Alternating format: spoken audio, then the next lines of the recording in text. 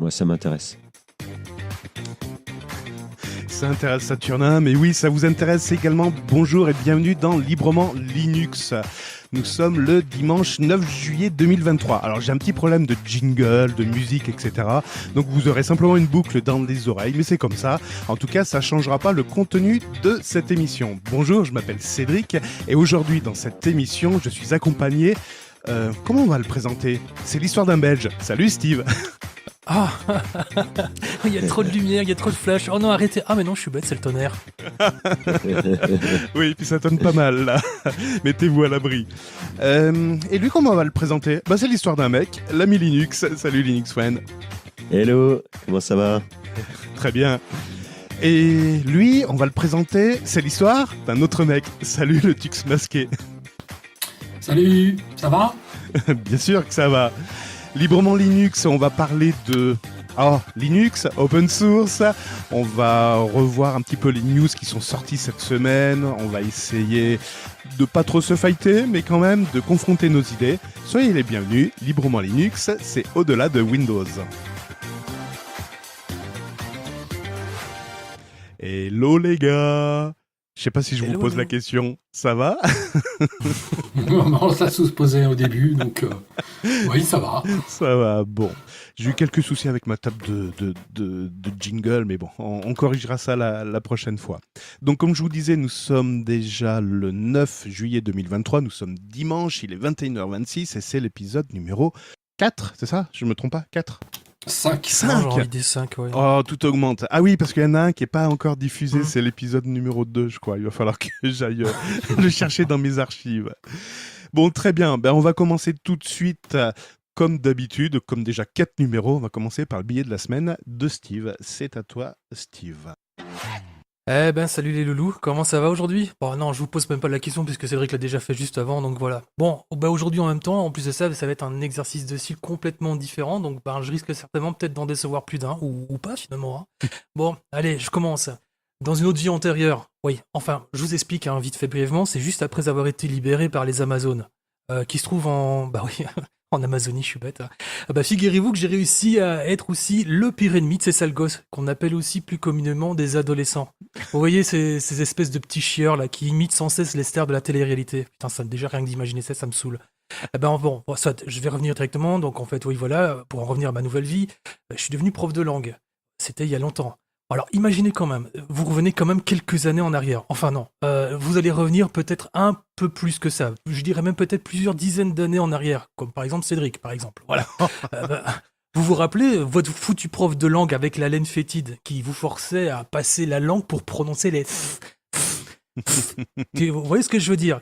Ah ben merde, voilà, potion sur ma copie, mais ça c'est franchement dégueulasse. Oui, bon, ça c'était pas moi. Non, franchement, ça non, parce que je ne portais pas de jupe plissée à carreaux ou un collier de perles tout jauni, et j'avais pas non plus un chignon branlant au-dessus de la tête. Non, enfin, de toute façon, ça je vous raconterai ça dans une autre chronique, enfin si j'ai le temps. Hein. Enfin voilà, je voulais simplement vous parler de ce geek boutonneux qu'il y avait dans ma classe. C'est avec, en plus de ça, il avait une énorme paire de lunettes et qui lui cachait quasiment la totalité du visage. J'avais presque envie, non, on avait presque envie de le tarter en fait. Et voilà, en fait, c'était le genre de gars, je suis sûr et certain que vous en souvenez, c'était celui qui s'empressait de rentrer en classe pour occuper la place la plus proche du prof.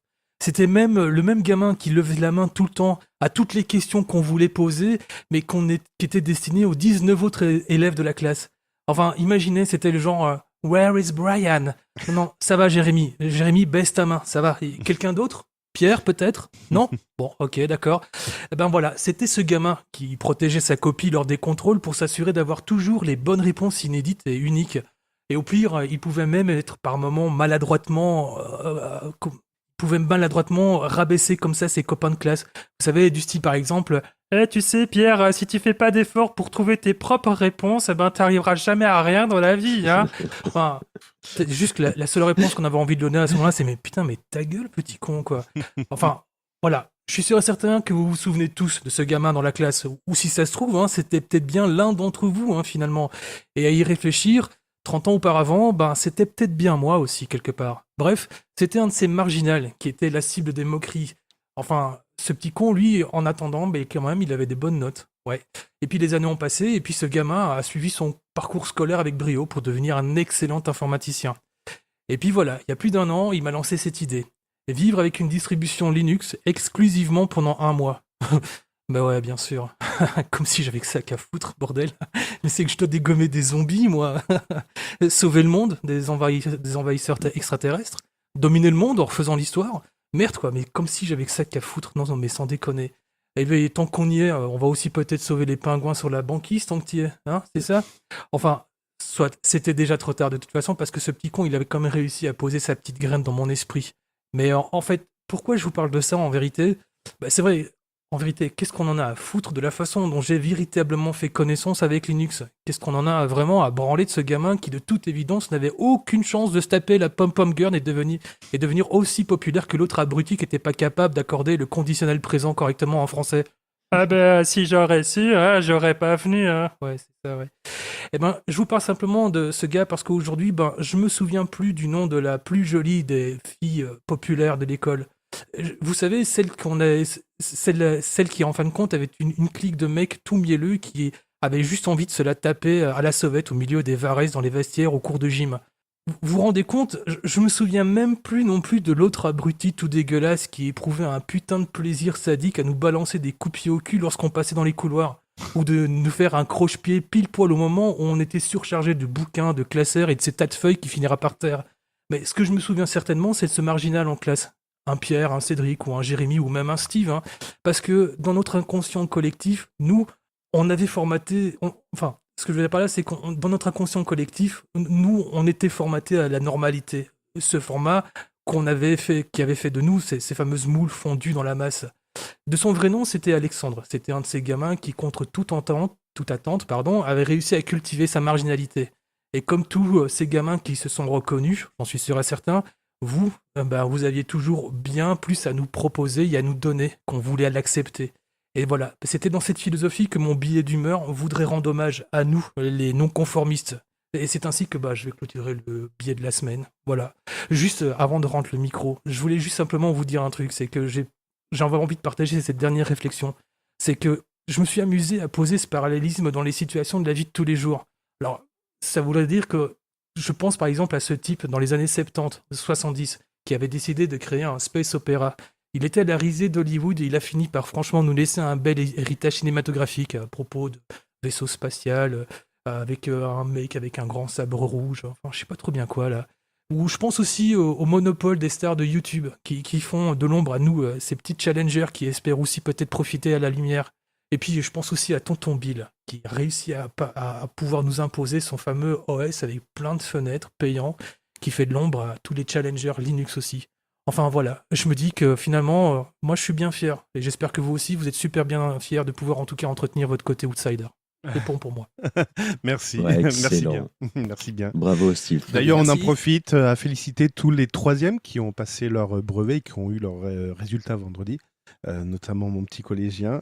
Ça y est, c'est terminé. Il va passer au lycée maintenant. Donc voilà, félicitations à tous ceux qui ont eu leur brevet. En France, en tout cas, ouais, il n'y a eu que 10% d'échecs. Ça va. Ça va. Je te remercie beaucoup, Steve. Je te remercie beaucoup, Cédric. Ça me fait plaisir. Merci. De te féliciter. Mais il n'y a pas de Ouais. problème. C'est avec plaisir. C'est avec plaisir. Mais le petit podcast Librement Linux, en tout cas, est apparu sur distrowatch.com, le fameux site que personne n'aime parce qu'il met en top 1 des distributions que personne connaît, où on a des doutes sur le top 50 des distributions. Mais en tout cas, ça fait plaisir de voir apparaître le nom Librement Linux dans la section podcast. Donc voilà, de la visibilité en plus. Merci au site donc distrowatch.com. Vous voulez rajouter des choses ? Ouais, je veux juste dire un truc. DistroWatch, en fait, pourquoi la première distribution, c'est pas celle que tout le monde utilise? C'est tout simplement parce que c'est la plus consultée. Donc, à chaque fois qu'il y a une distribution Linux qui sort, notamment une nouvelle version ou un truc comme ça, tout le monde va voir, tiens, qu'est-ce qu'il y a de nouveau? C'est quoi le noyau? Tout ça. Donc, ils consultent ça sur DistroWatch, qui est plus un espèce de Wikipédia des distributions. Et puis, tout le monde va consulter ça. Et puis, en fait, personne ne la télécharge, personne ne l'installe parce que tout le monde a déjà soit de sa Manjaro, soit de sa Linux Mint d'installer. Et puis, voilà quoi. Mais c'est juste, c'est pas le nombre de téléchargements, c'est le nombre de consultations, d'après ce que j'ai compris et les articles que j'en ai vus.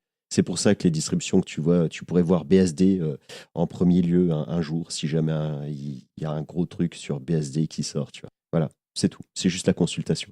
On va passer au brève du Tux masqué. Oui, Pas pendant le jingle. Vas-y, je t'en prie. oui, je disais donc cette semaine, bon, il n'y en aura pas beaucoup, il n'y aura que 2 brèves. La première, le Sénat en France a voté à l'unanimité un projet de loi pour sécuriser et réguler l'espace numérique. Donc en fait, ils ont voté une loi qui va permettre le blocage des sites pornographiques, qui va permettre de bannir, donner les droits à des juges de bannir des utilisateurs d'un réseau social lorsqu'ils proposent, lorsqu'ils font fait de haine en ligne ou de cyberharcèlement, et lutter contre les deepfakes. Vous retrouverez toutes les informations dans un article du Monde qui a été publié le 6 juillet. Deuxième brève, cette semaine sur France Culture, j'ai entendu une émission qui a été diffusée la première fois en septembre 2022 et qui était rediffusée là pour la grille d'été de France Culture, qui est OK Google, dis-moi comment fais-tu pour tout savoir. Donc ce podcast, cette émission va raconter un peu l'histoire de la création de Google, comment il marche et comment il a réussi à supplanter tous les autres moteurs de recherche. Et aujourd'hui, pourquoi il est aussi omniscient à tout niveau, pas uniquement au niveau du moteur à recherche, et est-ce qu'un jour on pourra revivre sans lui? Voilà, je vous invite à l'écouter en podcast sur le site de France Culture. Très bien. Merci bien. On va passer tout de suite maintenant aux articles de la semaine. Et Ubuntu 23.10, j'arrive pas à traduire. Attends, c'est une nouvelle application de logiciel, c'est ça? Donc en fait, voilà, c'est pour la prochaine version d'Ubuntu qui va sortir en octobre. Il prévoit de proposer un nouveau gestionnaire d'applications, le Snap Store, qui serait complètement revu. Et dans ce nouveau gestionnaire d'applications, en fait, les fichiers dev, donc les fichiers natifs, ils seraient relégués à la fin et ils promouraient plutôt les Snap, le format pour distribuer le format que Ubuntu Canonical propose de distribuer les applications qu'ils ont sur leur système. Oh bon. Voilà. Alors, elles sont toujours disponibles, hein, les paquets dev, sauf qu'ils ne seront pas mis en avant. Quand on fera une recherche, ça sera d'abord le Snap qui sera proposé et non pas le paquet dev. Par contre, après, moi je vous invite à maîtriser les lignes de commande et un petit app installe le nom du paquet. Ça marchera toujours. Ah ouais, ça veut dire qu'il va falloir des disques durs beaucoup plus gros que des disques durs de 20 gigas, quoi. Enfin. Ouais, et des machines aussi beaucoup plus puissantes, parce qu'il y a quand même un problème au niveau des snaps, c'est la lenteur à l'ouverture. D'accord. Quand on lance alors ça s'améliore de version en version, quoi. En tout cas, c'est ce qu'ils disent. Mais une des grosses critiques qui revient régulièrement sur le format Snap, c'est qu'il est très lent à se lancer. Par exemple, lancer le navigateur Firefox en Snap et si vous avez installé le PPA, lancez-le au format dev, vous verrez que le format dev il se lance beaucoup plus rapidement le navigateur. D'accord, très bien. Et Ubuntu prévoit d'abandonner son option d'installation minimale, c'est ça? Oui, alors Ubuntu, quand on installait une distribution, on avait le choix entre installer une version Ubuntu en standard, donc avec une sélection de logiciels utiles, suite bureautique, pour logiciels pour écouter de la musique, pour regarder des vidéos, etc. Et une installation minimale où il proposait que des outils système, le navigateur Firefox, et après on choisissait d'installer ces applications. Or, sur un billet de blog de Canonical, un des développeurs, ou chef développeur, je ne sais plus exactement qui, annonce qu'ils sont en train de réfléchir pour supprimer l'installation minimale et proposer à la place le choix de permettre de choisir les applications que tu veux installer sur la distribution. Alors moi, sur le principe, je trouve que c'est intéressant de proposer ce nouveau choix, mais par contre de supprimer le choix d'installation minimale, je trouve ça un peu stupide. On va revenir au programme d'installation qu'on a eu, enfin que j'ai connu il y a 10 ans ou 20 ans, où en effet tu avais une tripotée de services et de logiciels qui t'étaient proposés au début et tu savais même pas quoi choisir en fait. Voilà, c'est un peu ce que disent certains lecteurs de la news. Comme ça, c'est en fait l'avantage de l'installation maximum normale, standard aujourd'hui, c'était d'avoir une liste de logiciels utiles sans qu'on ait à se poser la question lequel choisir. L'installation minimale, c'est très bien pour ceux qui connaissent bien ce qu'ils font et pour directement partir sur une base vide et installer uniquement les logiciels qu'ils veulent utiliser sans installer d'autres logiciels ou désinstaller ceux qui sont déjà installés pour en installer d'autres. D'avoir un choix à l'installation, moi à mon avis, il aura fallu les 3 choix. Un choix avec une installation standard, un choix où l'utilisateur décide de choisir la suite bureautique qu'il veut utiliser, de choisir le logiciel de retouche d'image qu'il veut utiliser, le lecteur vidéo, le lecteur audio, etc. Et une station minimale, en fait on a juste la base. Voilà, je ne sais pas ce que vous en pensez, vous. Ouais, Steve, toi qui testes actuellement certaines distributions, est-ce que ça te plaît de choisir au service près ce que tu veux installer ou pas? Ouais, honnêtement, pour ma part, en fait, vu que je suis un tout petit peu, même plus que débutant, je suis un franc amateur, tu vois, c'est vrai que quelque part, le fait de pouvoir nous proposer quand même une suite d'applications, en tout cas une suite un tout en un all-in-one, tu vois, ça nous rassure un peu, d'une certaine manière, j'ai envie de dire. Tu te laisses Maintenant, guider. ouais, c'est ça. Mais non, en même temps, je suis tout à fait conscient qu'il y a, en tout cas, il y a se faire guider, dans le sens où, en fin de compte, je voudrais pas non plus rentrer dans un espèce d'entonnoir qui, en fin de compte, va m'obliger un petit peu, un peu comme l'installation d'un Windows, comme le 11 par exemple, le 11, qui lui, en fin de compte, d'une certaine manière, finalement, te force à vraiment utiliser ses propres produits d'origine Microsoft. Et je voudrais pas nécessairement que, justement, ça finisse par avoir cette même dérive du côté de Linux. Je voudrais pas. Maintenant, après, tant que ça reste très gentillet et très bienveillant, j'ai envie de dire oui, voilà, pourquoi pas. Pourquoi pas. De Linux toute One, toi, façon, ouais. ouais, de toute façon, en fait, Ubuntu, ils ont déjà pas mal de distributions entre la version KDE, Kubuntu, GNOME et ainsi de suite. Ils ont la Xubuntu en XFCE, ils ont déjà beaucoup d'installations différentes. Donc, bon, tout ça, c'est du maintien, hein. Il faut les faire, il faut faire les images ISO et ainsi de suite. Donc, ça leur fait pas mal de boulot. Et pour les net install, enfin, pour les installations minimales, qui se sert de ça? Ceux qui se servent de ça en général, c'est ceux qui font du serveur. Et en général, c'est pas Ubuntu qui prennent, c'est plutôt Debian. Donc, effectivement, bon, qui retire cette installation minimum, je pense que ça dérangera pas grand monde. Je pense que ceux qui éventuellement en avaient besoin, ben, ils savent désinstaller les applications sans aucun problème. Donc, je pense pas qu'effectivement ce soit vraiment problématique. Voilà. Ces articles, vous les retrouverez donc sur le blog d'Ubuntu, c'est omgubuntu.co.uk. Les articles sont en anglais, mais bon, vous pourrez faire fonctionner le traducteur, je pense, assez facilement. D'autres choses à rajouter? Non? Oui, je voulais juste préciser, c'est que en fait, l'idée derrière tout ça, c'est de réduire l'ISO d'installation de Ubuntu, puisque en fait, les paquets qu'on installera, qu'on sélectionnera à l'installation, seront directement téléchargés depuis les serveurs et donc seront plus installés depuis l'ISO. Moi, je trouve ça dommage parce qu'aujourd'hui, quand on installe Ubuntu sans Internet, on a déjà une panoplie de logiciels qui fonctionnent. Si on est obligé d'avoir une connexion Internet au moment de l'installation, on fait un peu comme Windows. C'est un peu le biais du tout connecté, tout compte fait. Aujourd'hui, tout le monde a accès à Internet à très haut débit. Alors quand je dis ça, je m'étouffe, hein, évidemment. Voilà, c'est ce que je voulais dire, parce que bien entendu, tous les paquets qui vont être installés seront installés en format Snap, dont on a précédemment parlé. Donc ils vont être volumineux à télécharger. Et donc, ils ne pensent pas en effet aux pauvres qui ont simplement des modems 54K pour installer leur OS ou mettre à jour leur système. Et ça va être un petit peu, ça va être un petit peu compliqué là pour ces gens-là. Après, question sécurité, mais pardon? Il n'y a pas une promo là? On en parlera un peu après de la super promo qui me fera rien du tout d'ailleurs. C'est qui me fera perdre de l'argent. On en reparlera dans un instant, mais pour l'instant, on va partir sur de la vidéo de la vidéo 3D, de la vidéo avec Blender. Les films de la fondation Blender. Blender, on en a parlé la semaine dernière avec l'apparition de la nouvelle version Blender. Blender est utilisé également pour faire des animations 3D dans les jeux vidéo, n'est-ce pas, Linux One?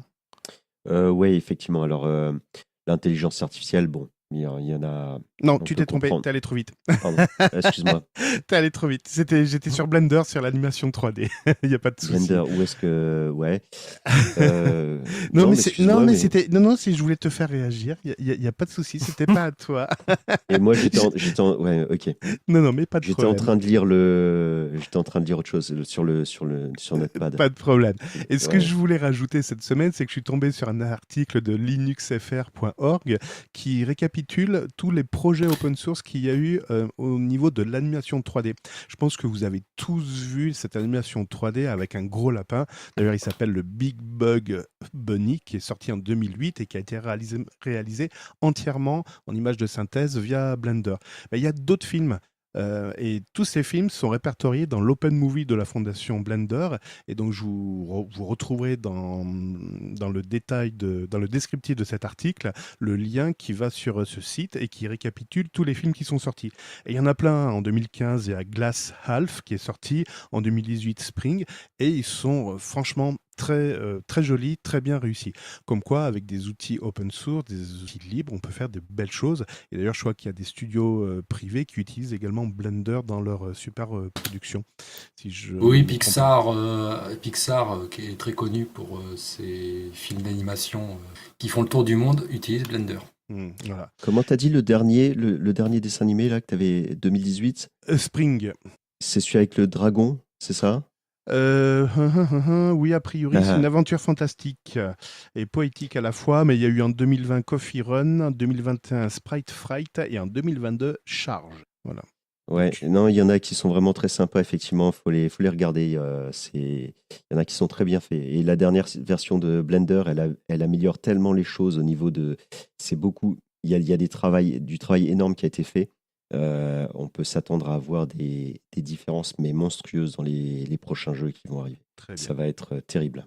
Bon, bah, j'ai hâte. J'ai hâte. Ouais, oui, surtout toi, tu joues énormément. Ah oui, à fond.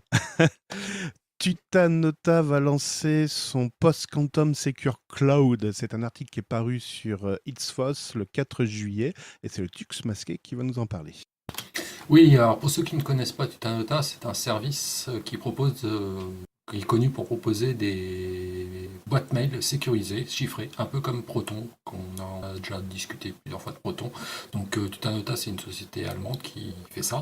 Et là, ils décident d'étendre leurs activités et de proposer un stockage cloud complètement sécurisé. Alors complètement sécurisé, ça veut dire qu'en fait, les éléments, les dossiers, les fichiers que vous allez mettre sur ce cloud sont chiffrés. Même Tutanota ne pourra pas y accéder. Et voilà, contrairement à si vous utilisez des solutions dans le cloud genre Google Drive ou OneDrive, où là, les sociétés qui les hébergent peuvent accéder au contenu. Voilà, je trouvais que c'était intéressant qu'une société européenne propose ce type de service. Et alors, malheureusement, tout ça, ça sera pas gratuit. Hein, ça sera comme il n'y a pas de collecte de données, etc. Ça sera un service payant. Donc maintenant, je ne connais pas encore les tarifs qui n'ont pas été annoncés, mais en tout cas, à surveiller. Je ne sais pas ce que vous en pensez, vous. Moi, je pense que c'est une bonne chose. Il y a un deuxième service comme ça, c'est Proton, que j'utilise. Alors, c'est le même principe, hein, et ce que j'aime bien, moi, c'est justement d'avoir une adresse email qui n'est pas reliée aux autres adresses email. Tu n'es pas obligé de mettre ton nom, ton prénom, t'enregistrer, t'es pas suivi, quoi. Donc, si effectivement tu as envie de t'abonner et de les soutenir, je trouve que c'est très bien. Tutanota ou alors Proton Mail, c'est des bonnes boîtes pour créer son adresse email si tu veux un petit peu te démarquer de Google et compagnie et ne pas être tracé en permanence. Après, il y a aussi la version gratuite, hein, me semble-t-il. Ouais, alors je T'es te pas rejoins obligé pas de. sur ta phrase. Il faut Ouais. payer pour les soutenir. Non, c'est pas ça. Si Euh, tu utilises le service, paye. Il n'y a rien de gratuit. Aujourd'hui, c'est un leurre d'utiliser des trucs gratuits sur Internet. Enfin, il faut arrêter cette histoire de ouais, je cherche des solutions gratuites. Non, tu veux un service, tu veux utiliser un service, il faut payer quand même quelque part. oui, Euh, d'accord. Mais je disais, voilà, si tu as envie de payer, hmm. eh ben, autant aller chez eux plutôt que de prendre quelque chose d'autre. Chez eux, c'est plus. T'es plus sécurisé au niveau de tes données, quoi. Voilà, c'est pas vraiment, Hmm. non? Tu vas me Ah décevoir. ben non, non, non, c'est pas ça. C'est pas plus sécurisé. Alors déjà, il y a Je crois qu'ils sont pas suisses quelque part, il n'y avait pas un truc comme ça. Si, ils sont suisses. Ouais, mais voilà, donc il y a déjà cet aspect marketing, mais j'ai envie de dire... Proton est suisse et Tutanota est allemand. Voilà. Mais Google pourrait être aussi sécurisé s'ils n'avaient pas les clés de chiffrement des disques durs. Mais c'est pas. Après, c'est une histoire de confiance. Tu stockes des données chez un. De toute façon, un administrateur, il a accès à tes données. Si tu ne veux pas que l'administrateur du système ait accès à tes données, c'est à toi de chiffrer et c'est à toi d'avoir la clé de chiffrement. Donc, c'est ce que propose Tutanota. Mais du moment où l'administrateur a accès à cette clé de chiffrement, déchiffrement, après il a accès à toutes les données, et il en fait ce qu'il en veut.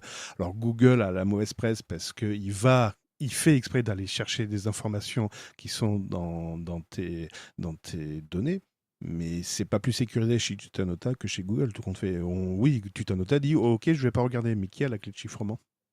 Oui, mais Google, ils disent si vous nous utilisez, eh ben, toutes vos données, on va les partager, quoi. Enfin, on va les enregistrer. Et Oui, il voilà. l'annonce clairement, oui, d'accord. Mais on peut pas Voilà, dire que donc, Tutanota est plus sécurisé. Non, c'est pas vrai. voilà. Ben, Non, c'est pas vrai. sécurisé, ouais. Non, c'est pas vrai. Du moment où Bah, tu es administrateur d'un système, tu as accès aux données. Sauf ouais, si mais en c'est tout chiffré cas, par l'utilisateur. Non, mais là, à mon avis, c'est comme pour Proton, c'est-à-dire que les données sont chiffrées et il y a uniquement l'utilisateur qui a la clé de déchiffrage. Eux Dans ne son ont panneau pas de la clé configuration. déchiffrage. Oui, dans son panneau de configuration. Bah oui, parce que l'utilisateur, il en a besoin quand même pour accéder Oui. à ces données. Tout à fait. Mais eux, en tout cas Proton et Tutanota, Refuse annoncent de que l'utiliser. eux ne connaissent pas cette clé-là. Oui. Il y a uniquement l'utilisateur qui peut y accéder. Oui, tout à fait. Voilà. Mais je peux pas laisser dire qu'il Après, veut pas que c'est plus sécurisé. Voilà. Après, est-ce qu'il y a des audits indépendants qui s'assurent la véracité de ce qu'ils font? Je pense que comme c'est des sociétés qui ont un peu... Parce que oui, ce que j'ai oublié de préciser, c'est que Tutanota, a priori, aurait reçu un financement du gouvernement fédéral allemand pour développer cette solution et aussi développer un cloud souverain, comme nous en France on fait avec Orange et OVH, pour plus dépendre des Américains sur la question. Tu sais, quand je vois de plus en plus de sociétés françaises qui migrent leur annuaire dans Office 365, donc la solution online pour la gestion des utilisateurs dans le cloud, évidemment avec migration des boîtes aux lettres, donc qui est américain derrière, et c'est pas des petites sociétés, hein, c'est pas des PME, c'est des grosses sociétés qui font ça. Je me dis, est-ce qu'ils ont réellement fait un audit? Est-ce que quelque part ils se sont posé la question, ou est-ce qu'on est en train de stocker nos données? Non, mais à mon avis, là, ils voient juste le chiffre. Combien ça leur coûte. Oui, c'est ça. Et Le encore. reste, ils en ont rien à faire. Ouais. Mais même l'État, à un moment donné, souvenez-vous, quand l'application Tous Anti-Covid envoyait ses données stockées dans le cloud MSN, Oui, Azure. quoi, Microsoft. Ouais, Azure, voilà. Ouais. Alors que l'État nous parlait à un même moment de cloud souverain.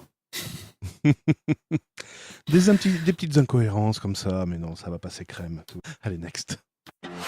Gandhi. Pourquoi parler de Gandhi? J'ai lu un article sur linuxfr.org. C'est un éditeur, c'est Antoine Caton, qui a un site web personnel et qui fait confiance depuis longtemps à Gandhi. Gandhi propose pour quelques euros de pouvoir s'acheter un nom de domaine, de le renouveler d'année en année, de proposer des services complémentaires. Gandhi avait fait le pari à l'époque, au tout début, quand ça a été créé, d'avoir une interface minimaliste. Je crois que c'était Valentin Lacombe qui avait créé ça. Donc une interface minimaliste, mais avec un maximum de services qui est utile. Et après, Valentin a eu quelques problèmes. Et puis, il a passé la main. et puis, Gandhi a essayé de survivre. Mais ce qui était intéressant avec Gandhi, c'est qu'ils avaient des tarifs assez agressifs, assez peut-être justes. Voilà, Gandhi se rémunérait sur les transactions, mais pas trop, ce qui contentait tout le monde. Puis en 2019, un groupe d'investissement a racheté l'entreprise. Et c'est tout. C'est tout ce qu'il y a eu. Mais un an plus tard, en 2020, il y a déjà eu un problème avec leur serveur. Leur serveur a pris feu, non, c'est pas OVH, on parle bien de Gandhi. Ils ont perdu des serveurs virtuels et ils ont perdu plein de données d'administration, etc. Alors, ce qui était marrant, c'est que Gandhi préconisait de faire des snapshots, etc. Tout ça, ça a été perdu dans la nature. Et qu'est-ce qui s'est passé d'autre? Derrière, ils ont augmenté les tarifs. Ils ont augmenté un petit peu les tarifs. Bon, ok, l'inflation, la guerre en Ukraine, j'arrive toujours pas à comprendre pourquoi, mais bon, pourquoi pas. Et voilà. Et ça, on arrive février 2023. Une petite augmentation. Très bien. Sauf que, à y regarder de plus près, le groupe d'investissement a une très mauvaise réputation. Et en fait, ce groupe d'investissement est rallié à un groupe, internet néerlandais. Et eux, Des noms. non, Des je noms. veux pas. Je veux pas. Je veux pas de procès. Mais en tout cas, ce groupe a la fâcheuse habitude de multiplier au moins par 3, voire par 4 les prix. Mais sans proposer plus de services, hein, c'est simplement un retour sur investissement, comme diraient certains analystes financiers. Donc en fait, Gandhi passe d'un jeune geek qui a voulu mettre à disposition son savoir à tout le monde en disant vous pouvez profiter de l'Internet, à une espèce de machine à cash qui va engraisser tout compte fait petit à petit un groupe d'investissement. Donc Gandhi, c'est peut-être la fin. Juin 2023, il y en a beaucoup qui se réveillent en disant ça commence à craindre, on va peut-être migrer.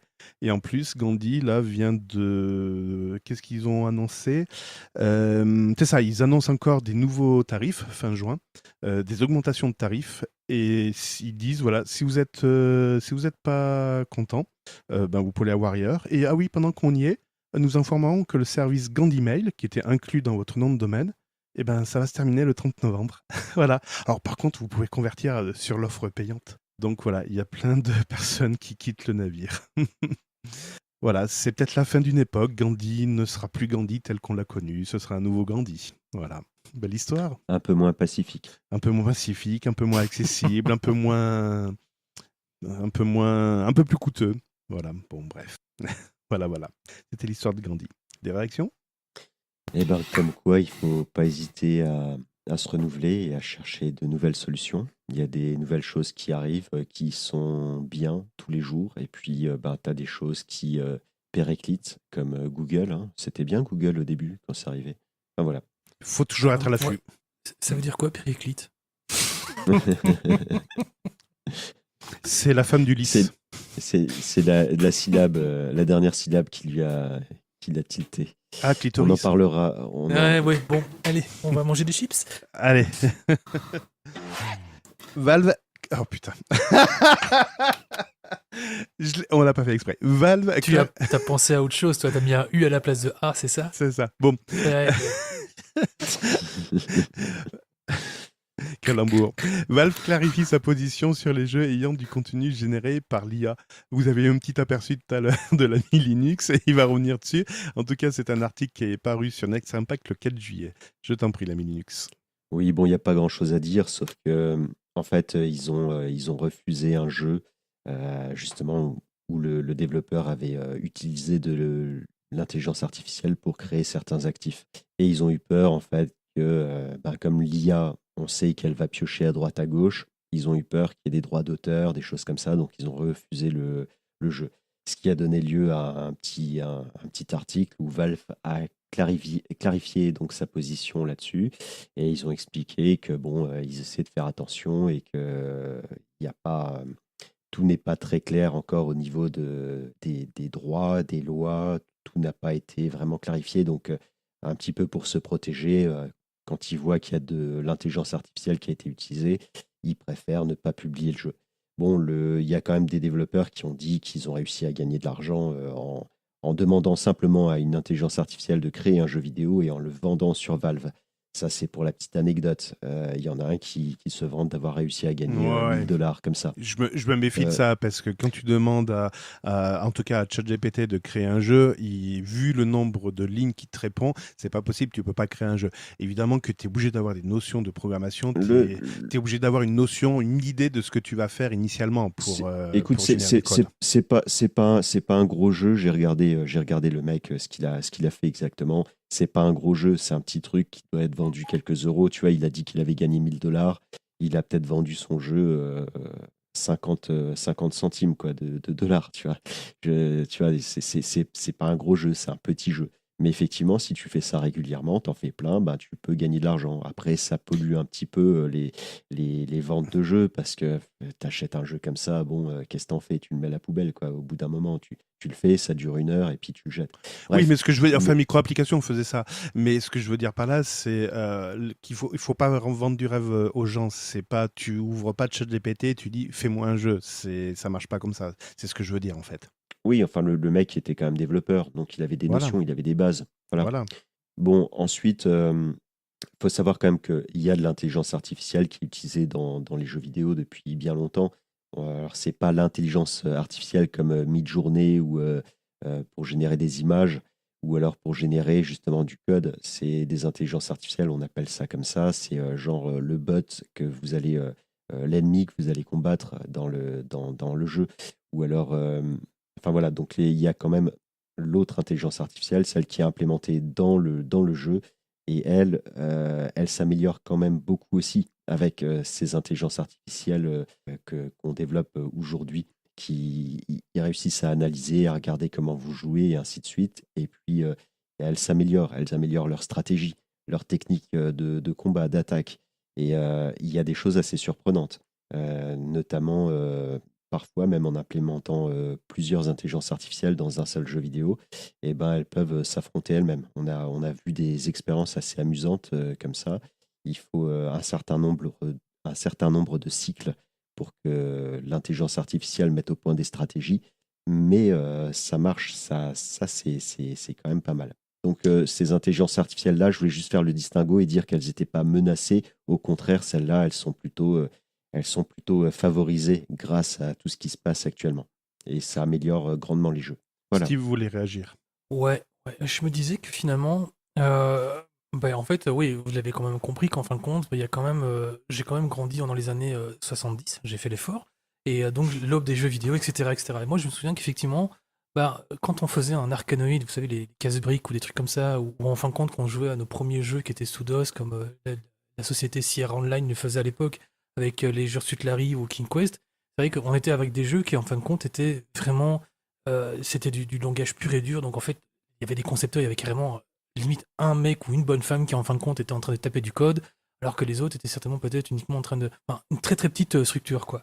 Et ce qui est marrant, c'est que finalement, moi j'ai vu quand même cette évolution se faire à un tel point qu'on a vu à un moment donné l'avènement de tout ce qui est de console de jeux vidéo, et je pense essentiellement à Nintendo qui nous a sorti pendant toute une période de merde, je crois que c'était sur la 3DS ou sur la DS tout court, une série de jeux, mais merdiques, mais genre, c'était comme si en fin de compte, ils avaient juste changé une virgule au code source et en fin de compte, après, ils nous rééditaient ce jeu. Alors, c'était Entraînez soit votre le professeur- cerveau. Ouais, des conneries pareilles, mais tu vois, genre Sudoku, etc., que ça, mais vraiment des dopes papos, quoi. Et je me dis qu'à un moment donné ou à un autre, en fin de compte, et c'est ce qui est arrivé quand même à cette époque-là, c'est que les gens, en fin de compte, ne sont pas cons à ce point. Je veux dire, à la limite que tu as envie de claquer peut-être 3-4 € pour simplement, en fin de compte, un jeu qui a été généré, en tout cas en partie créé par une IA. Ok, mais je pense qu'en fin de compte, les gens vont le faire par curiosité, mais après, ils vont se dire, ok, ça va, on a compris qu'en fin de compte, c'est une belle couille, quoi.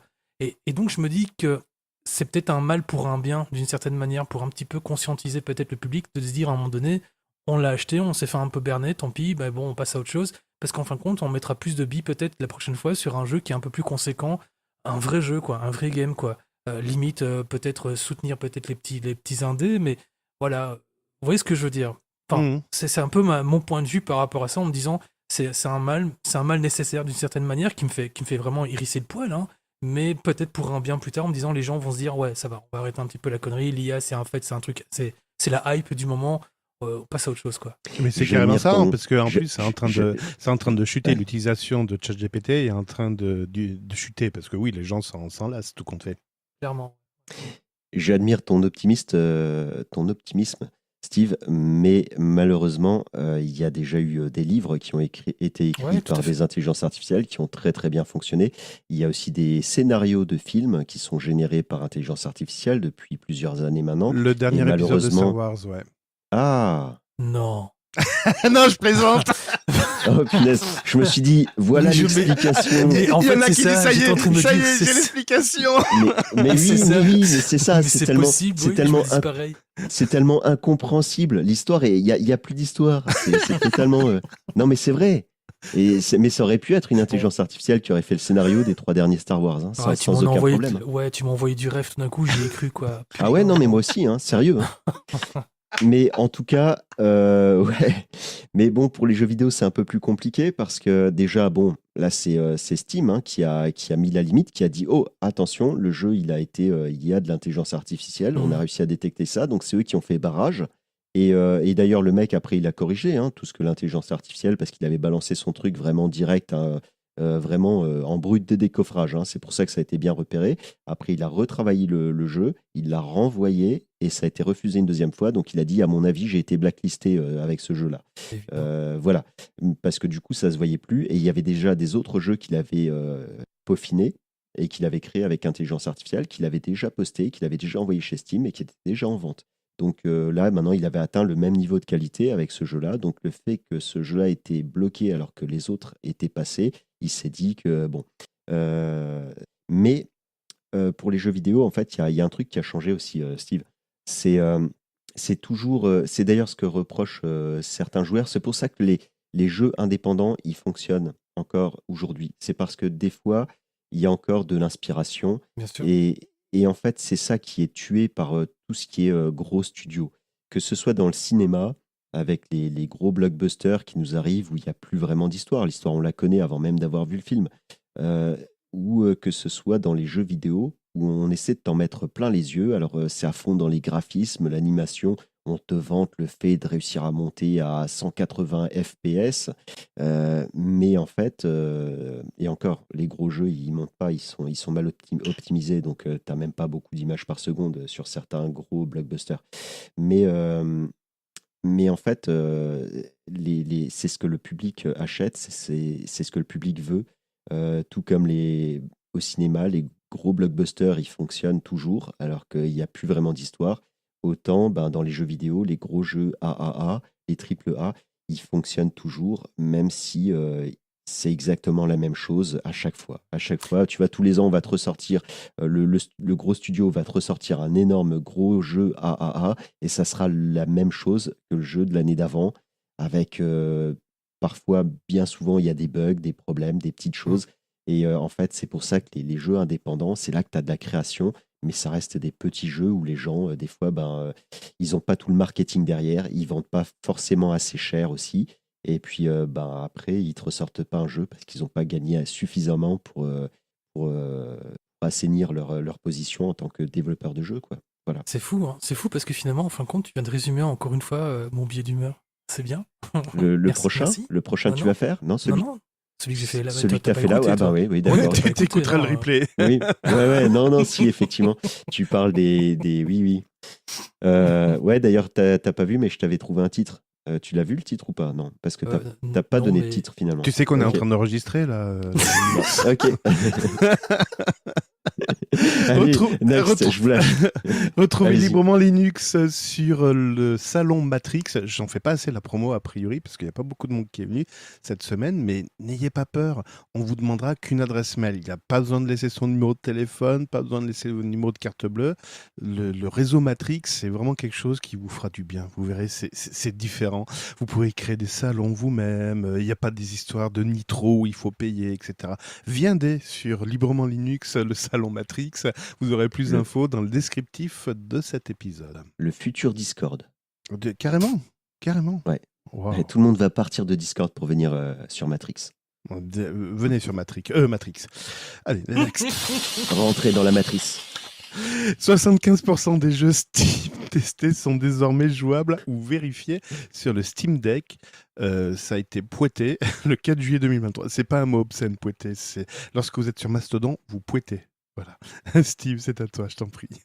Ouais, ben, c'est une info, c'est rapide, hein. En fait, c'est une info comme ça qui est quand même tombée il y a quelques semaines, hein. En fait, en gros, la petite histoire, c'est que ils ont en tout cas fait une espèce de calcul de pourcentage. Donc, en fait, il y a 75%, au moment, j'ai envie de dire 75%, je m'en fous, je fais comme je veux. Le Donc, gueudin. il y a 75% des jeux Steam sont jouables et ou sont vérifiés sur la Steam Deck. Alors, en gros, ça veut dire tout simplement qu'en fin de compte, eh bien, dedans, il faut quand même compter approximativement une quarantaine de pourcents de jeux qui sont vérifiés, eux.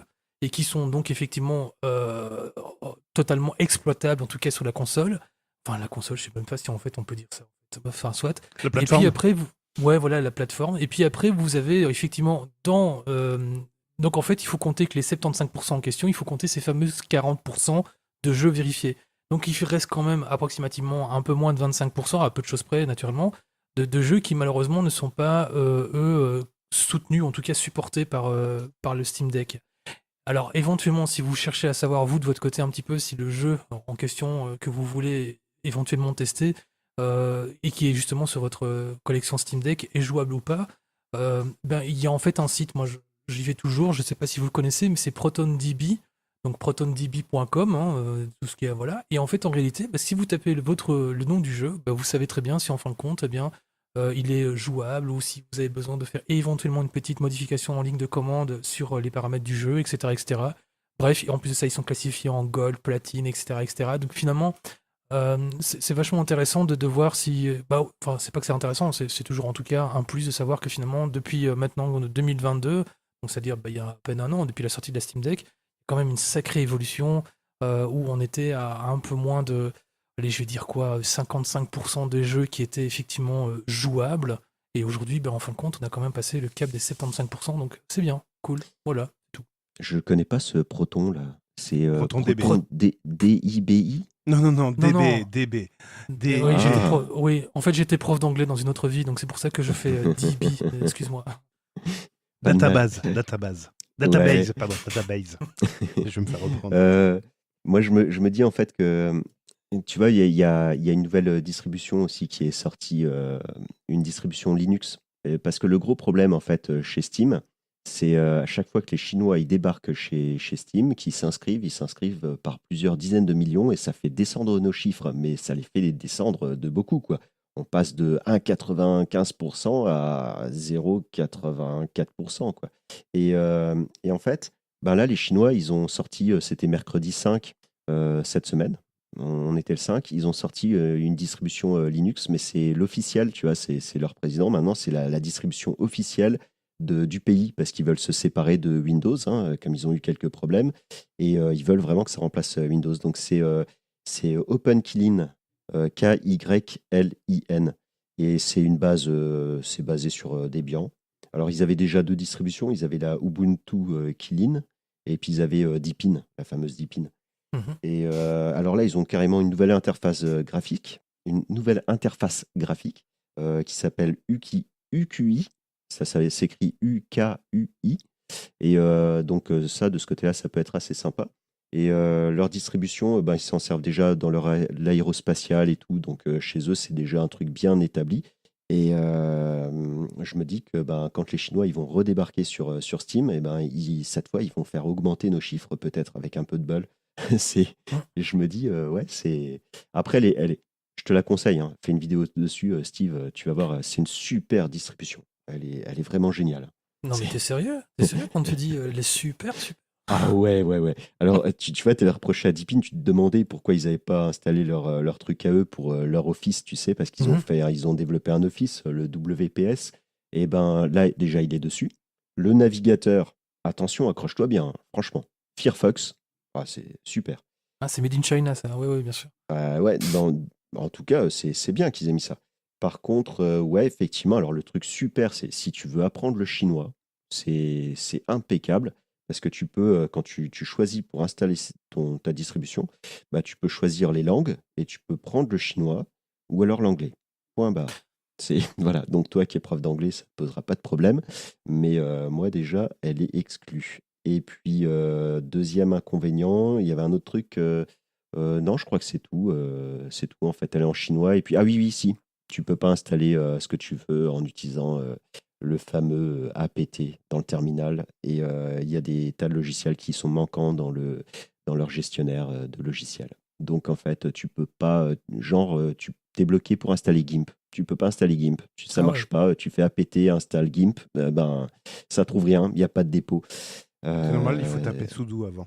Ouais, ben ça marche pas quand même. Voilà. Donc ouais, mais enfin bon, c'est ce qui est bien, c'est que ben les Chinois ils vont quitter Windows quoi. J'espère, hein. On va voir ce que ça va donner avec les chiffres de Steam. On verra bien. Voilà, c'était juste pour la petite anecdote. Avant de parler des sélections de la sortie de la semaine, je voulais vous avertir que Firefox déploie sa dernière version de mise à jour sur Windows 7 et 8. Voilà, après, il n'y aura plus de Firefox pour Windows 7 et 8. Ça tombe bien, il faut maintenant passer à Linux. C'est le mot d'ordre. Voilà, c'est le conseil en tout cas de Librement Linux. On passe aux sélections de la sortie de la semaine. Oui, donc pour la sélection de la semaine, j'ai repéré deux distributions qui proposent une nouvelle version. D'abord Peppermint OS, qui est une distribution basée sur Debian, et donc jusqu'à présent elle était basée sur Debian 11. Maintenant, elle sera basée sur Debian 12 depuis le 1er juillet. Vous pouvez télécharger l'ISO d'installation sur le site. Actuellement, pas de procédure de mise à jour. Peut-être que ça viendra, on verra ce que font les développeurs. Autre distribution, alors je crois qu'on en a déjà parlé dans un précédent podcast, BlendOS qui passe en version 3. Donc BlendOS, pour ceux qui ne connaissent pas, c'est une distribution basée sur Arch et qui se caractérise par le fait qu'on peut installer sur cette distribution tous les types de paquets, en tout cas beaucoup de types de paquets différents. On peut installer des RPM de Red Hat, Fedora, Inco, des .deb de Ubuntu, Debian, Inco, des Flatpak, des Snap, et voilà, donc une distribution que j'ai découvert il y a peu et qui est à suivre. Il y a juste les points EXE qui marchent pas. Ne le dis pas trop fort parce que des fois, certaines distributions associent les exécutables Windows avec Win. Ouais, Et t'as une c'est petite une derrière. catastrophe. C'est une Tout à catastrophe. fait. On citera pas Z. Non. Hmm. Ouais. Ah ouais, ah oui, c'est vrai. Ouais. Sinon, dans notre sélection des sorties de la semaine, il y a Gnome Podcast qui passe en version 0.6. Donc pour ceux qui ne connaissent pas, Gnome Podcast, c'est une application qui permet de vous inscrire à des podcasts, de les télécharger, de les réécouter une fois qu'ils sont téléchargés sur la machine, par exemple. Abonnez-vous au podcast Librement Linux. Et Cédric en parlait un petit peu déjà précédemment. Firefox passe en version 115. C'est une version ESR. Une version ESR, c'est une version qui a du support pendant 1 an. Alors du support, qu'est-ce que ça veut dire? Ça veut dire que dès qu'il y a des failles, des vulnérabilités de découverte, il y aura des mises à jour. Donc cette version Firefox 115 recevra des mises à jour pendant 1 an. Ça tombe bien, si vous êtes sur Windows 7 ou Windows 8, c'est la dernière version qui est supportée, mais vous pouvez quand même en profiter pendant 1 an. Voilà pour ma sélection de la semaine. Merci bien. Puis là, si tout le monde s'abonne, il va falloir qu'on arrête de dire des conneries. Hein. Sérieux, il va falloir qu'on devienne... Et arrêtez de couper les jingles. Allez, vas-y. Donc je peux pas couper, hein, c'est ça. Non, c'est ça, il faut pas parler de le jingle. Surtout qu'on va parler maintenant du bulletin météo sécurité de la semaine. On va commencer, je vais zapper celle-ci. On va commencer par de multiples vulnérabilités qui ont été découvertes dans Progressive Software Movie Transfer. Et là, vous allez me dire, c'est quoi cette application? C'est quoi ce truc? Pourquoi tu nous parles de ça? Tu vas pas nous faire des trucs qui sortent de n'importe où. Mais Cédric, pourquoi tu nous parles de ça? Mais justement, je dis, mais c'est quoi ce logiciel? Et je me suis renseigné et ça craint. Ce logiciel de mémoire, ça permet de transférer des données entre différents clouds. Par exemple, si vous voulez passer de Amazon ou de Google vers Office, ben voilà, vous utiliserez Progressive Software Movie Transfer. Donc, si le truc qui permet de manipuler toutes vos données et de migrer vos données contient des vulnérabilités, ça va faire du bien. Voilà. Donc, je pense que ce logiciel est utilisé par les professionnels. Donc, mettez à jour la solution, s'il vous plaît. Mettez à jour la solution. Une autre faille de sécurité qui m'a fait bondir, cela concerne Google Android. Ouais. Google Android, c'est, vous savez, le système d'exploitation qui est dans vos téléphones. Si c'est pas une pomme, c'est forcément de l'Android. C'est rarement autre chose. Et si vous êtes en version 11, 12, 12L ou 13, sans le correctif publié du 5 juin 2023, vous êtes ciblé, notamment également les Google Pixel sans le correctif du 5 juin 2023. Il y a de multiples vulnérabilités qui ont été découvertes dans Google Android. Certaines d'entre elles permettent à un attaquant de provoquer un problème de sécurité. non spécifié par Google et une exécution de code arbitraire à distance et un déni de service. Concrètement, on prend la main sur votre téléphone. Tout va bien. Rappelez-vous, dans l'épisode précédent, on vous a dit d'éteindre le téléphone. Là, je crois, éteignez-le définitivement. Oui, il faut l'allumer là. Stop, stop. Allez, on passe. Ah si, j'ai cru que j'avais plus le générique, dis donc. On passe au papotage final. Le papotage final. Bon, de qui on dit du mal? Windows? Outlook? Zorin? Et bien pour une fois, c'est moi qui va prendre la main en tout premier. Et je vais vous parler d'une découverte que j'ai vue là cette semaine. Je vous ai déjà parlé dans d'autres podcasts, dans d'autres conversations, de mon expérience malheureuse avec les satellites Eutelsat pour la fourniture de la connexion à Internet. Aussitôt abonné, aussitôt désabonné. La grosse problématique, c'était pas le débit. Le débit était correct, hein, j'avais du 10 mégabits par seconde. La problématique était plutôt sur le temps de latence. Vous cliquez sur un lien, vous comptez 1, 2, et la page commençait à se charger. Donc pour faire du vocal, pour faire des jeux en ligne, c'était juste insoutenable. C'était pas la peine. Et on m'avait parlé à l'époque, oui, mais il y a une offre concurrente qui s'appelle Starlink. Oui, je connais. La problématique, c'est que ben voilà, il fallait débourser 500 € pour avoir le kit de connexion, donc c'est la parabole, le matériel, etc. Et il fallait un abonnement de 100 €. Oui, 100 € par mois. Ouais, en sachant qu'aujourd'hui, je paye 15 € pour ma pauvre ADSL. Bon, tout a un prix, vous allez me dire. Très bien. Bon, sauf que peu de temps après, Starlink, je crois c'est l'été dernier, a annoncé une baisse concernant, non pas le prix de la parabole, elle est toujours à 500 €, mais par contre, au niveau du prix de l'abonnement, il le baissait à 50 €. Ok, mais bon, il faut encore débourser 500 €.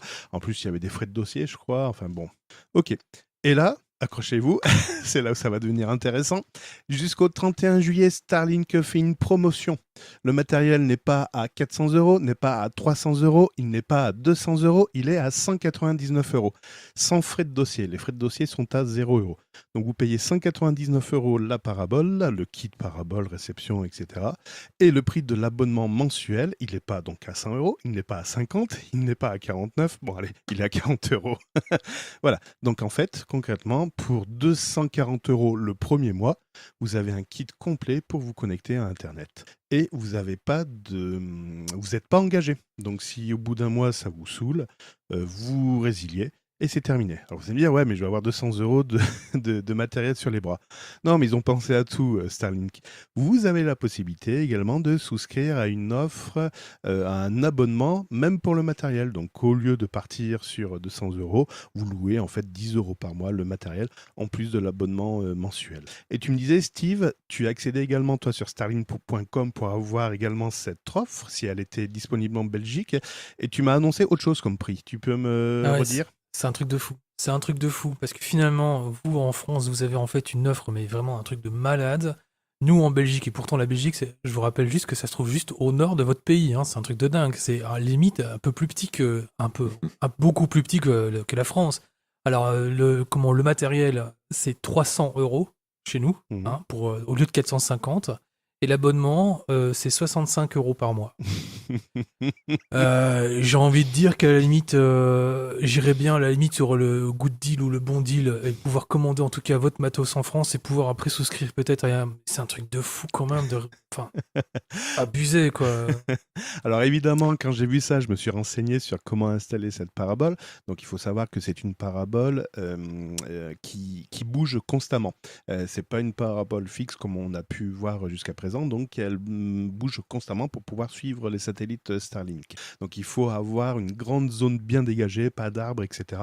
Et pour être sûr que tout se passe bien avant de souscrire, vous avez une application sur le Play Store notamment qui s'appelle Starlink. Et à l'intérieur, il y a un endroit où vous pouvez tester la géolocalisation et vous activez la caméra et il vous dit à combien de pourcentage vous êtes éligible à l'offre sans avoir de soucis. Donc ils ont vraiment tout prévu et avant de sauter le pas, ben voilà, faites vos tests, renseignez-vous. Mais je pense que je vais peut-être faire je vais sauter le pas. J'hésite encore, j'hésite.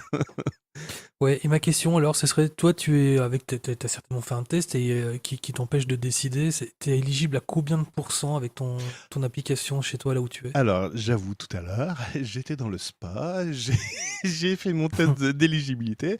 Donc le problème, c'est que le spa est dans un coin bien fermé, tout ça. J'étais quand même éligible à 69%, un truc comme ça. J'étais pas dans la partie jardin. Il fallait que j'aille dans la partie jardin pour voir. Je pense que là, je serais beaucoup. Ah ouais. Voilà. Bon, Mais ok. voilà. Donc très, très intéressant pour ceux qui ont un jardin ou un toit plat. C'est très intéressant. C'est vrai, c'est vrai.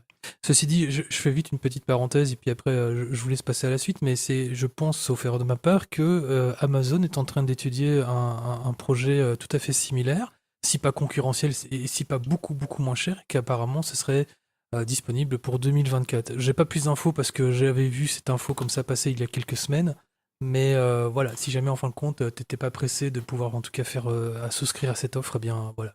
Hmm. Je te balance comme ça une torpille pour te faire réfléchir davantage. De toute façon, il y a plein de Oui, choses qui vont se bousculer parce que déjà, normalement, je suis éligible à la fibre en 2024. Voilà, bon, ça, j'y crois à moitié. Et l'autre chose, c'est que aujourd'hui, donc, le système de satellite qu'on connaît va être peut-être remplacé par un système qui se baserait sur la 5G. Donc, en fait, au lieu d'avoir des antennes 5G dans nos contrées, dans nos campagnes, on aurait carrément, en fait, la 5G viendrait du satellite géostationnaire. Donc, il y a peut-être beaucoup de choses qui vont changer d'ici quelques années. Voilà. Tu voulais rajouter quelque chose, le Tux masqué? Oui, j'allais dire, les constellations de satellites pour nous apporter de l'Internet partout dans le monde où qu'on soit, même au pas fond de l'Himalaya. C'est un truc qui y a Starlink, mais il y a aussi Amazon, mais il y en a d'autres aussi qui se bousculent au portillon. Bon, ça a quand même un effet négatif, c'est que bientôt on pourra plus voir le ciel. Oui, et Parce puis qu'on n'aura que des la satellites collision en autour de plus. nous. Et en plus des risques de collision. Parce que je crois que le projet Amazon est plus dense en termes de maillage Oui. satellite que ce que propose Starlink. Oui, tout à fait. Ouais. Donc ça veut dire encore beaucoup plus de satellites. Et puis c'est pas des satellites qui sont très très hauts, hein, ils sont géostationnaires. Leur hauteur n'est pas aussi importante que les satellites utilisés par l'armée ou faire des études scientifiques ou des trucs comme ça. Là ils sont plus bas. Ouais. Les Mini-Linux, quel est le programme des prochaines semaines, des prochains mois? Une antenne satellite? Non, moi là, je vais juste essayer de trouver un nouveau sondage pour Matrix. Parce que j'ai fait un sondage là pour essayer de virer Steve du podcast. Mais en fait, bah ouais, on s'est retrouvé Pourquoi? à. Qu'est-ce qui s'est c'est- passé? Mais qu'est-ce qui c'est- s'est c'est- passé? Pourquoi il Bah fallait le oui, mais virer? toi, tu vois, tu dis venez sur Matrix, mais tu regardes jamais. Attends, Bah ouais. je crois que j'ai le son qui voulait garder absolument après l'enregistrement. Je crois que c'est celui-ci. Et, Oula! Qui est tombé?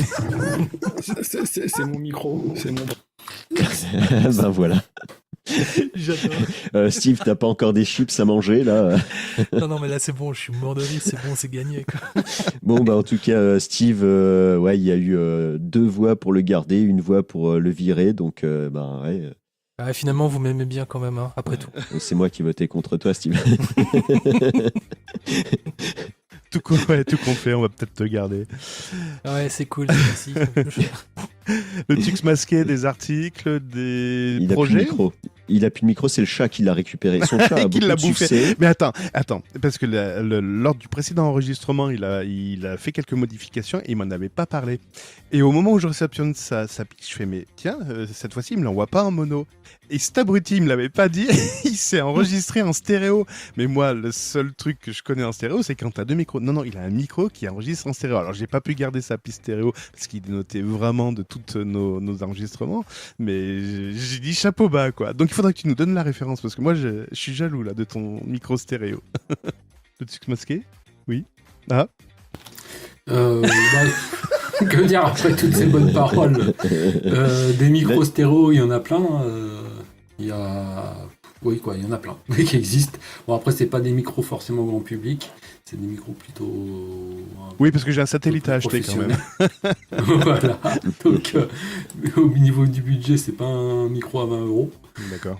Bien qu'il y a certains qui pensent que la prise de son avec un micro bien euro pourra remplacer les micros qui valent 1000, 2000, 3000 € faits par des gens qui font des micros depuis des années, qui ont une passion par le son. Et voilà.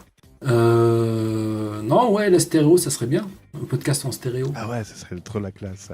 Autrement, sur ton site, tu vas faire apparaître des choses, des nouveaux articles qui est numetopia.fr. Il y a des articles que j'ai toujours pas le temps de terminer. Oh mince. Moi, j'attends peut-être cette semaine la sortie de Linux Mint 21.2 pour proposer le guide de mise à jour. J'attends aussi LMDE5 pour la tester et proposer aussi un billet d'information sur les nouveautés de cette distribution qui est une distribution Linux Mint, mais non pas basée sur Ubuntu mais sur Debian. Et plein d'autres projets à l'état de brouillon pour l'instant, mais quand j'aurai un peu de temps, bon, l'été arrive, donc les vacances aussi. Ouais, mais les J'espère vacances, c'est pouvoir fait les pour autre publier. chose. C'est pour un petit peu décrocher numériquement aussi, non? Oui, bien sûr. Il en est convaincu, tiens. Très important la coupure numérique. Ouais, Allez, donne la parole à ton chat juste pour le dernier mot, s'il te Ah plaît. bah, il est parti dormir. Mâche-lui sur la queue. Et toi, Steve, prochaine vidéo, non? Ouais, mais comme toutes les semaines, ouais, bien sûr, j'en ai des prochaines. Juste comme ça, en fait, moi je suis quand même. Là, je reviens de lendemain de fête, hein, j'ai un peu la gueule de bois puisque je viens de fêter quand même mon 4 millième abonné sur ma chaîne. Je suis fier. Et puis au-delà de tout ça, naturellement, si vous éprouvez des difficultés avec tout ce que vous avez eu comme information prodiguée par Cédric pour pouvoir écouter nos podcasts, etc., vous pouvez quand même, éventuellement, on ne sait jamais, hein, le retrouver aussi le podcast sur ma chaîne. Je sais pas, je dis ça. C'est juste une torpille au cas où, franchement, vous en sortez pas avec toutes ces options de podcast. Alors là, Voilà. je fais une petite précision parce que les gens ne te connaissent pas vraiment. Hein. Il est sur YouTube, voilà, c'est tout. Vous tapez Steve et puis vous mettez Linux parce qu'autrement, vous allez tomber sur un autre Steve. Ouais. Si, il y a au moins 4000 personnes qui le connaissent maintenant. Oui, en fait, voilà, si jamais vous êtes perdu en chemin, vous demandez à un de ces 4000 personnes, de toute façon, vous risquez de toute façon de vous retrouver facilement votre chemin, ne vous inquiétez pas, vous allez... Et tu sais où ils sont? Ils sont en Belgique ou en France? Eh bien, écoute, il se trouve qu'une grosse partie francophone se trouve au Canada. Afrique du Sud. Mais j'y ai cru, et franchement, sans rigoler, franchement, il y a eu un moment donné, il y a eu quand même pas mal de pays du Maghreb qui étaient justement au top des... je me suis dit, sans déconner. Non, en vérité, c'est surtout, en tout cas, de l'autre côté du globe, c'est-à-dire Canada, francophone. Et puis, ouais, il y a quand même quelques Français qui m'écoutent de France, hein, c'est assez étrange. Voilà, au niveau de la proportion, voilà comment ça se passe. Et alors, aussi étrange que ça puisse paraître, et attention, accrochez-vous, messieurs, il n'y a pas de gonzesse qui m'écoute. Oh merde. Merde.